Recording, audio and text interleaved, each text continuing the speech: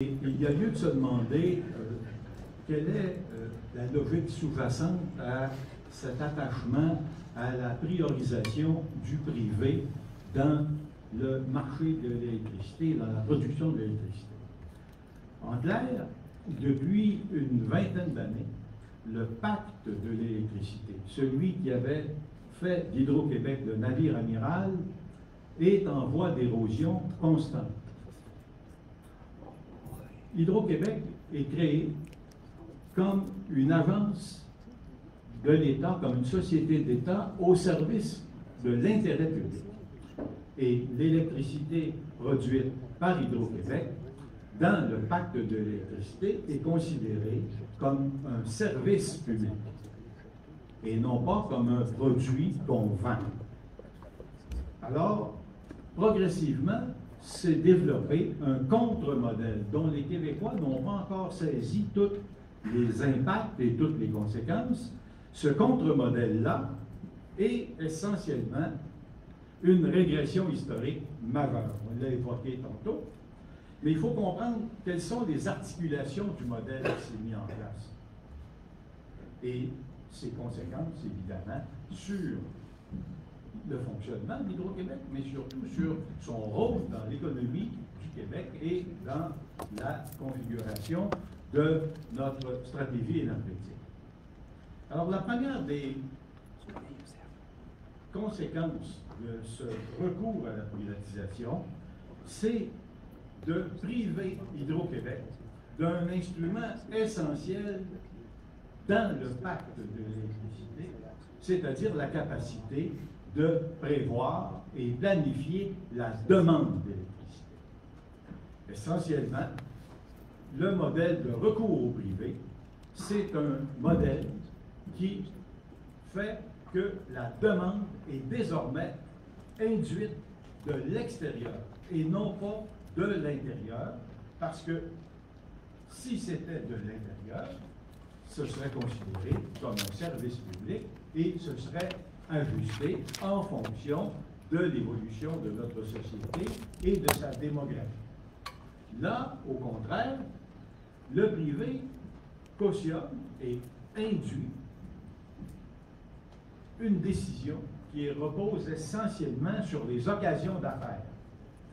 Et sur ces occasions d'affaires-là, les ententes sont fixées essentiellement sur les attentes de rendement des actionnaires, des investisseurs, et non pas sur la satisfaction des besoins sociaux et sur la préoccupation de maintien dans le pacte de l'électricité d'une logique de service public qui garantit l'équité entre les citoyens et entre les régions.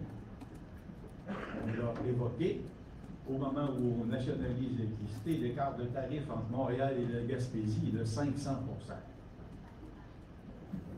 Cette dimension de l'équité est fondamentale et c'est essentiellement ce qui est mis à mal quand on planifie la demande en fonction des appétits des promoteurs, qu'il s'agisse des producteurs d'électricité ou des courtiers en énergie pour l'exportation. De fait, cette demande conduite et induite de l'extérieur crée une pression pour faire d'Hydro-Québec de plus en plus un courtier en énergie qui est obligé de composer avec les contraintes que lui impose le recours au privé. C'est la première des conséquences. La deuxième, c'est l'appauvrissement collectif que ce modèle-là va induire. Ben, essentiellement, pour une question facile à comprendre, les profits réalisés dans la production éolienne privée sortent chez les actionnaires plutôt que de retourner au trésor public. Donc, c'est un modèle qui, non seulement envoie l'argent dans une sphère d'intérêt particulier plutôt que d'une sphère d'intérêt public, mais en plus, le cadre juridique force l'exportation des capitaux. dans la mesure où le primat du poste patrimonial fait en sorte que Hydro-Québec est obligé continuellement d'absorber cette pression qui lui est causée, non pas d'abord en fonction des besoins de la société québécoise, mais en fonction des appétits sans cesse grandissants des promoteurs, des producteurs. Ce cadre juridique-là, il est extrêmement important de comprendre qu'il repose sur une fiction. Le bloc patrimonial, c'est une patente à gosse. C'est une affaire inventée par Merrill Lynch, okay, pour servir de paravent, essentiellement. Ce n'est pas un véritable concept et ce n'est pas une invention des défenseurs du patrimoine ou des préoccupés de l'héritage. C'est essentiellement un artifice qui a un effet considérable, on le verra tantôt, mais qui donne l'impression que le mandat d'Hydro-Québec reste centré sur le service public, sur la demande intérieure et le primat qu'on doit lui accorder. Rien n'est plus incertain que ça. Évidemment, on a aussi beaucoup, dans la justification de ce recours à la privatisation de l'éolien, on a évoqué les enjeux de développement régional. Or, ce modèle de développement régional repose essentiellement sur quelque chose qui ressemble à la charité publique. Les redevances, d'abord, toute proportion gardée, et le tableau produit dans le rapport est assez éloquent à cet égard, c'est des miettes par rapport aux profits générés. Mais les municipalités, malheureusement, sont tellement affamées qu'ils pensent que ces miettes-là, c'est un banquet. Et il faut véritablement comprendre que la retombée de l'éolien privatisé dans les régions, c'est pas dans les régions qu'elle se déverse principalement, c'est dans les poches des actionnaires étrangers. Et ce modèle-là de redevance pratiquement symbolique, c'est vraiment des montants minimes, c'est aussi une idée qui repose sur cette conception que les institutions publiques ne peuvent pas utiliser les ressources publiques pour se définir un modèle de développement. Le modèle de développement régional, d'abord, il lui manque beaucoup de volets pour prétendre que c'est un modèle de développement régional bien, mais en plus, évidemment, c'est essentiellement des paramètres qui échappent complètement à l'arbitrage démocratique. Ce ne sont pas les municipalités qui décident de mettre en valeur l'éolien. Ce sont les promoteurs qui choisissent les sites et qui leur font la grâce de leur tirer des pinottes. Pour ce marché-là qui est défini, il y a bien sûr des retombées. Il y en a. C'est des miettes, mais il y en a. Ça crée quelques emplois. C'est vrai. Certains d'entre eux sont même bien payés. Mais c'est un modèle de développement qui est essentiellement un modèle de développement dépendant et qui repose sur la multiplication dans le territoire du Québec de fiefs énergétiques. De fiefs énergétiques, comme étaient à l'époque les fiefs énergétiques de la Southern Canada Power et de la Montreal Light and Gas. C'est du même ordre, transposé bien sûr, sur une autre base énergétique. Cette multiplication des fiefs énergétiques ne pourra que élargir la part et la capacité du privé d'influencer les orientations du développement. C'est loin du pacte de l'électricité. On n'est pas maître chez nous quand les fiefs énergétiques privés se développent dans le pays. Troisième élément de ce modèle-là, c'est le dévoiement de la mission d'Hydro-Québec. Non seulement on brise le pacte de l'électricité, non seulement on fait des distorsions dans l'aménagement du territoire et dans le développement régional, mais la combinaison de la privatisation plus le poste patrimonial, ce que ça fait, c'est que ça encapsule le développement d'Hydro-Québec. Ça l'encapsule dans une contrainte qui est l'équivalent d'une camisole de force. Le bloc patrimonial, il est figé. Or, la société québécoise n'est pas arrêtée. Elle continue d'évoluer, elle continue de grossir dans son développement urbain, dans ses infrastructures industrielles et dans sa démographie. Alors, si on fige le bloc patrimonial, bien, nécessairement, ce que ça signifie, c'est que la part relative de ce bloc-là dans l'ensemble de la demande va diminuer. Et cette diminution-là fait en sorte qu'évidemment, plus vous allez morceler cette part relative, ben, ça va devenir un fardeau de plus en plus élevé sur les épaules des consommateurs et de là, des citoyens du Québec. Donc, ça plombe complètement la logique de tarification et ça induit inévitablement une forme d'iniquité très particulière.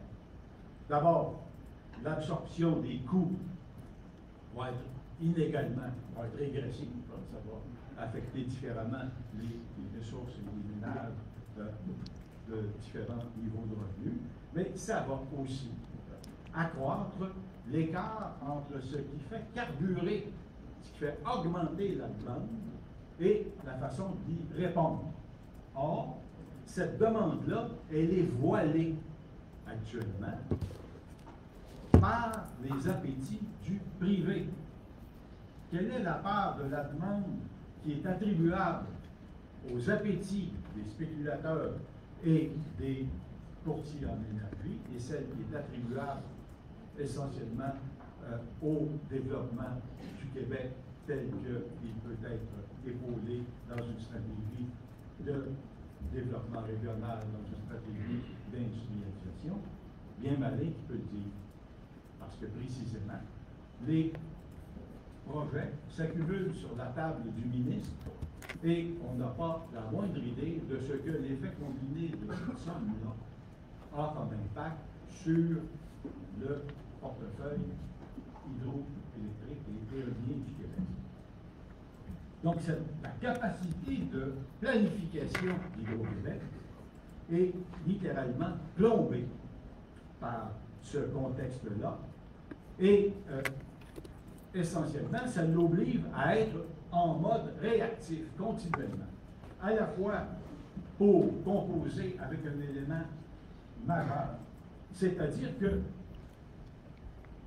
la localisation du développement de l'éolien n'est pas faite en fonction des potentiels réels, c'est fait en fonction des attentes de revenus et de rendement des promoteurs. Donc, on choisit la localisation, non pas dans les sites à potentiel optimal, mais dans les sites qui sont à court terme les plus payants pour les promoteurs. Et ça, évidemment, ça nous entraîne dans une contradiction et dans une lecture erronée de notre intérêt public, parce que le plus grand potentiel de l'éolien, c'est pas dans la vallée du Saint-Laurent. Le plus grand potentiel de l'éolien, il est au nord, le long des grands réservoirs et même dans la baie James.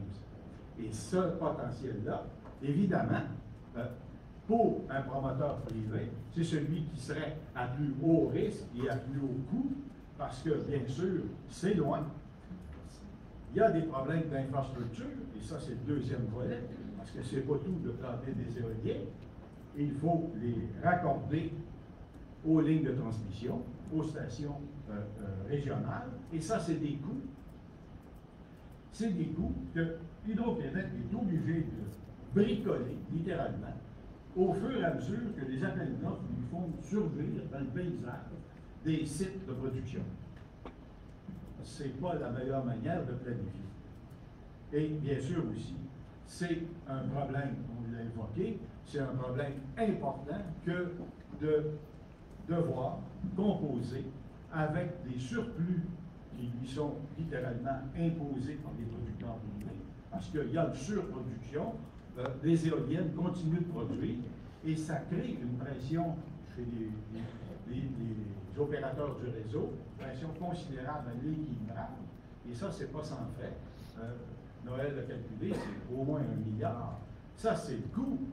Mais il y a, en plus de ce coût-là, des problèmes de distorsion dans la capacité de planification. Encore une fois, Hydro-Québec devient instrumentalisé par une demande extérieure et par des fournisseurs qui lui dictent ces problèmes d'équilibrage et éventuellement de reconfiguration de son réseau de distribution, parce que ça va prendre des lignes pour acheminer tout ça.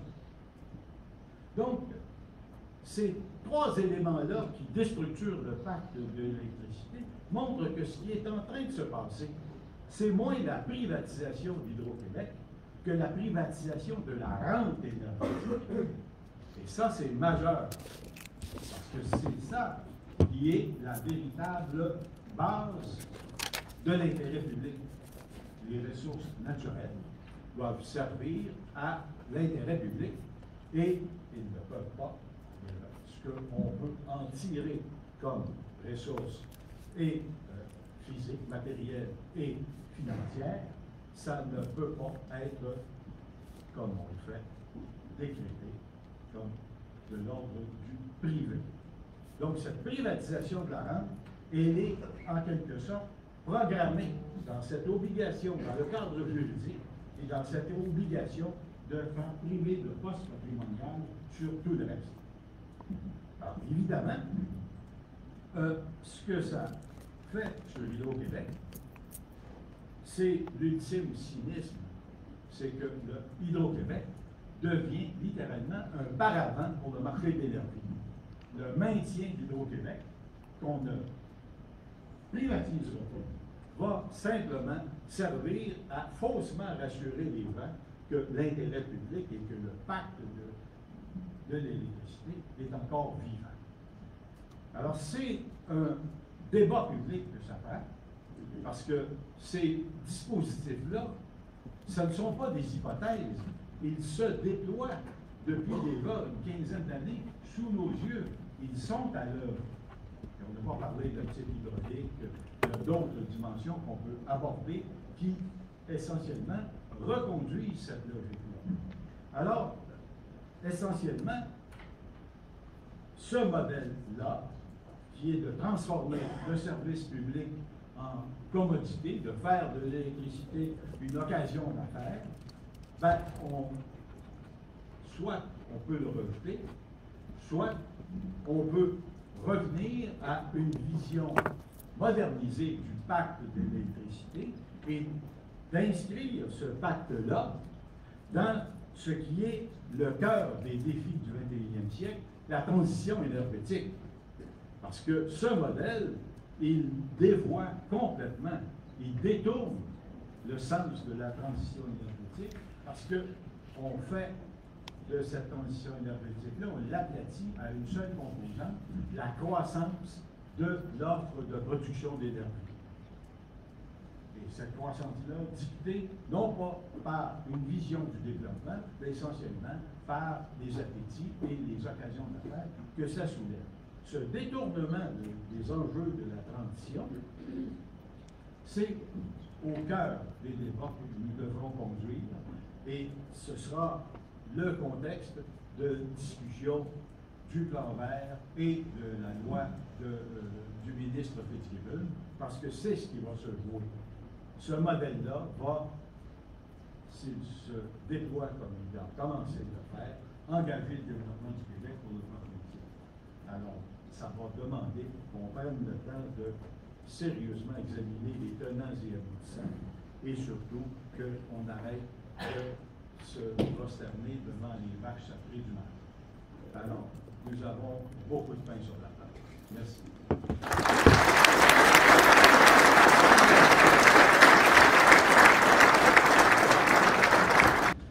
Je vais inviter maintenant M. Robert Laplante et M. Noël Faguaga, respectivement directeur et chercheur de l'UREC, à venir me rejoindre à l'avant.